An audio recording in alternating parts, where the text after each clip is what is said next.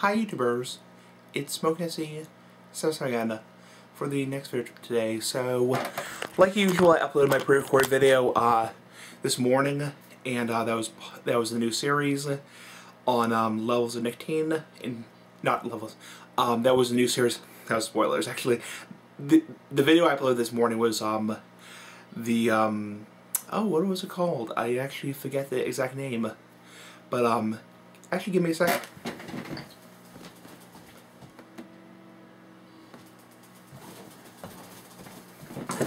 I was just looking at my notes. Yeah, it was the level of nicotine buzz. So, sorry, I just disappeared there for a sec. I just want to make sure I get the right name. So, anyway, this video is just going to be a ramble. Like usual, I do these videos maybe a couple times a week, and I want to ramble on for a while. This is going to be probably a very long video, so if you're not into watching long videos, you know what to do. Click off right now. Now, I want to discuss in this video an experience I had recently, actually as right now, like right now, with pipe tobacco, and I want to discuss why this might happen, and I want to elaborate more on this topic more. So let's do it. Okay, so this pipe tobacco that I just smoked was this tobacco. It was Cornell & Dale's Billy Bud. Now, Cornell & Dale's Billy Bud is a tobacco that I smoked a long time ago. It was actually one of my first actual pipe tobacco reviews on YouTube. And I reviewed it July 27th, 2010. And the only reason I know that exact date is because I looked it up on my video manager. So, I want to discuss right now the problem I had with the tobacco and why this might happen. And I want to get into a more broader topic in this video. So, now, this tobacco comes very dry. As you can see, I'm sure you can see right here the tobacco. Cornell & Dale tend to blend their tobaccos very dry. So, most of their pipe tobaccos, which are meant for a pipe, like this, come very dry in the tin. And when I opened it, I actually just got this tobacco in the mail today. So I opened it up, cracked the seal, and it was very dry. Almost bone dry. So, as you can see right here, I'm not sure if this will focus. It was pretty dry, and I was like, okay, I don't want to be smoking a really dry tobacco, because I know that going to be tongue bite, because for me, a dry tobacco will really give me tongue bite. It will really bite the hell out of my tongue. So, okay, I said, okay, I'll rehydrate it. So, I did the standard paper towel method, and I took a paper towel, and I just, about a small paper towel, and I just put on the tobacco, let it sit for maybe about several hours. Yeah, actually several hours. Yeah, 6 hours actually. So quite a while. And then I smoked it in my very nice German pipe. And then when I was smoking it, and I just finished smoking it about 5 minutes ago, I was like, you gotta be kidding me. It's too moist now. So first it was too dry. And Cornell & Dale, to be fair, they blend their tobaccos very dry. The same thing as the Armanda, the Hartford Armanda, which is my pipe tobacco of choice.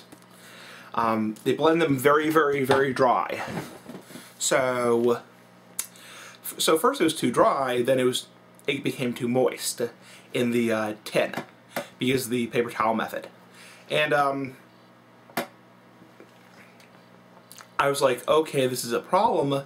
So I tried smoking in my pipe, got maybe 20 or 25 minutes out of it. And it wasn't bad. I mean, it wasn't a bad smoke. It was just because it was packed a little tight and it was very moist, it was hard to smoke. And I hate that. And I was all ready to enjoy it with a cup of coffee. Yes, I drink coffee at nighttime. So, and yeah, I was kind of frustrated, kind of PO'd or pissed off. So I want to discuss right now why some manufacturers of pipe tobacco for pipes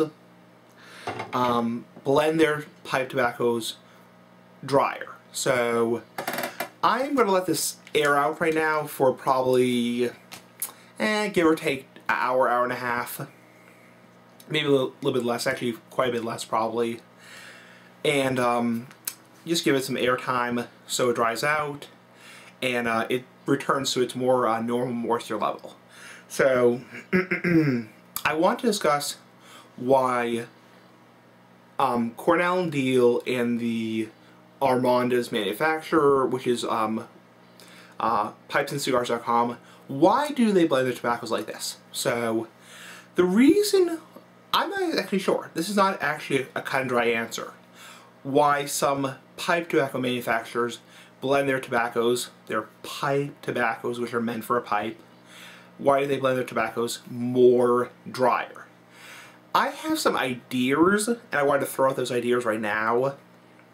So, one of them I really want to talk about in more depth in this video, which I will, and a couple others. So, and I'm just kind of going off my memory. So, anyway, number one, a lot of manufacturers blend their tobaccos drier because I don't know. I mean, it depends. I mean, first off, you have to consider every pipe tobacco manufacturer blends their tobaccos differently.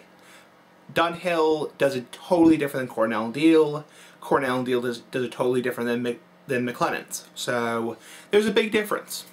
McLennan's has a lot of sugars in their tobacco, a lot of syrups.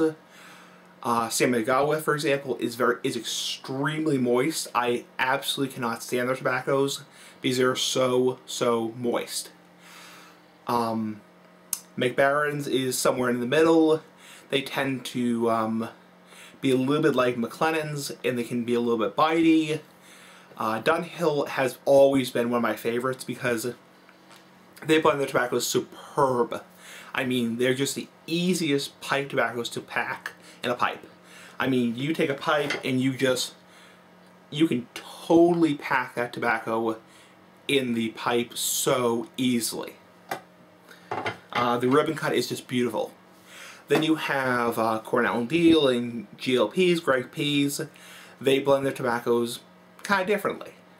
So why do some pipe tobacco manufacturers blend their tobaccos more on the drier side? One big reason it may be is because of mold. So mold is basically a fungus that comes from not just tobacco but food also, and just from humid, hot air and wet, moist places. So one reason why a lot of pipe tobacco manufacturers may blend their tobaccos more on the drier side is because they're afraid of mold. They're afraid that if they blend the tobacco too moist, it will mold. So because mold thrives in very moist, wet, humid conditions. And a lot of tobacco manufacturers, both pipe tobacco and cigar manufacturers, are in very humid climates. So not all of them, but a lot of them are in the South. They're in the Caribbean, where it's very humid outside. So that's why a lot of them may blend the tobacco more drier as opposed to more moist, is because they're afraid that it's going to mold. And obviously mold is a very big health concern. It's a safety concern. It can cause health problems, and it just ruins the tobacco. Once the tobacco molds, you can't smoke it safely. And that goes for both pipe tobacco and cigars. So that might be one reason why pipe tobacco manufacturers are a little bit hesitant to blend their tobacco on the moist side, especially in hotter climates, is because, in more humid climates, is because of mold. They're more afraid the tobacco will mold, as opposed to say Dunhill, which is manufactured in Denmark, where it's very, very rainy and cold. They may be more inclined to blend in moist because they are less afraid of mold. So that's what I want to talk about right now is mold in tobacco. So the reason, like I said, a lot of pipe tobacco manufacturers might be blending their tobaccos more drier, which I do not like. I don't like too moist tobacco. I don't like when tobacco is goopy and wet like Sam go with, and also like the McLennans. Some of the McLennans. Most of them are good, but some of them are very, very moist. But I don't like when it's too dry. I'm very, very picky when it comes to dry tobacco because, number one, it burns like wildfire. You won't get much more than 15-20 minutes out of a dry tobacco. Once pipe tobacco has reached a certain dryness content, if you want to call it, dryness content, it will burn like freaking wildfire. It will be, I mean, you take a lighter or a match, as in matches, 860, you take a lighter or a match and you light it on fire, it's the equivalent of taking a blowtorch and lighting it on fire. Because once that tobacco gets too dry, all bets are off. So that's the problem with dry tobacco. Also, tongue bite. The drier the tobacco, the hotter it's going to burn, and the more likely you're going to get tongue bite. So there are a lot of problems with dry tobacco. Now, to be fair, with moist tobacco, there are a lot of problems. It won't stay lit, like it did right here with my last smoke. It also will burn more goopy and more wet and cause pipe juice. So you want, I mean, if I was the blender, I'm not a tobacco blender myself, or a tobacconist, I would blend my tobacco somewhere in the middle. I would make it moist enough that the tobacco burns slower, and also I would make it so it is dry enough that it burns good. It keeps lit. So yeah. Another reason a lot of pipe tobaccos burn fast like that is glycol. A lot of manufacturers don't add glycol to their tobacco. Again, some of them are afraid it's going to mold. Some of the manufacturers are like, well, if we add glycol to the tobacco, propylene glycol, it will mold. It will mold 100% of the time. So that's the fear, I guess, of the manufacturers is mold. And they're worried that the tobacco will mold most of the time when you apply glycol to the tobacco. But see, the problem is, if you don't apply enough moisture to the tobacco, it just burns like freaking wildfire. And there's nothing you can do. I mean, take Hartford Rwanda, for example. I've been smoking that tobacco for well over a year and a half. And, and yeah, I can't get much more than 20 minutes out of that tobacco. In a big pipe. I'm not talking about like a little corncob pipe, like a little mini corncob pipe. I'm talking about like a nice big pipe, like this. Like a nice big pipe. I would challenge anybody to get more than 25 minutes out of it in this pipe. So this is a nice pipe. I mean, yes, excuse me, my throat's a little dry, but this is a nice pipe. Big, big bowl. So even in a giant pipe, I can't get more than 30 minutes. So yeah. So that's the problem with dry tobacco, is it burns very, very, very fast. So the key here is what's better? Is it better to chance in molding, or is it better to blend it too dry and just have not good satisfaction? I don't know. I mean, give me your thoughts. Do you think it's worth it to apply glycol, apply moisture in a hot climate, and risk it molding? Or do you think it's just better to play it safe and just just blend it very dry and have bad satisfaction. Because really, like the Armanda, that stuff is like wildfire. It's like smoking dried leaves. It tastes good, don't get me wrong, it tastes very good, but it burns like you don't even want to know. It burns like dried leaves. So, and I know a lot of manufacturers are very concerned about mold because it's a safety standpoint of view, but I don't know. I mean, yeah, I mean, so give me your thoughts. Comment, rate, subscribe, personal message if you want to. How concerned would you be if you were a tobacco manufacturer blending pipe tobaccos, which are meant for a pipe? And how concerned would you be about it molding? Would you take a chance and blend it more moist, or would you play it safe and blend it dry? Give me your thoughts. Also, I want to mention, I've gotten comments with this in the past.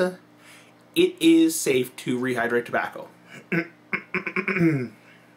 Not gonna get too into it, but it is safe to rehydrate pipe tobacco because it is safe. So, for anyone who's wondering, it is safe to rehydrate tobacco. A lot of people wonder, well, is it safe to rehydrate tobacco? Yes, it is. You just have to be careful. When you rehydrate tobacco, you do have to be careful how much moisture you apply, because you can cause it to mold. However, just apply enough moisture to get it wet. I personally just use a paper towel and put a little bit of propylene glycol, cigar fluid, and put it over the tin. Very easy, and yes, it's safe. I've never had one spot of mold in my tobacco, so it's safe, despite popular belief that it's not safe. Anyway, comment, rate, subscribe if you want to, and bye.